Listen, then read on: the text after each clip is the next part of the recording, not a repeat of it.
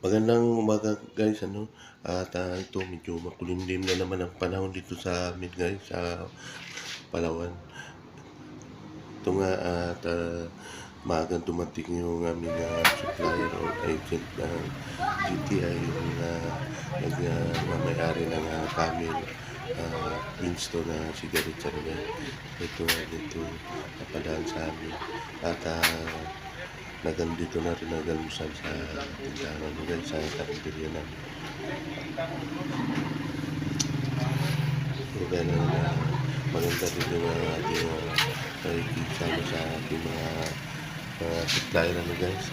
Kasi kasama natin yan sa ating negosyo guys, kung ganitong sari-sari store, mga grocery, supermarket.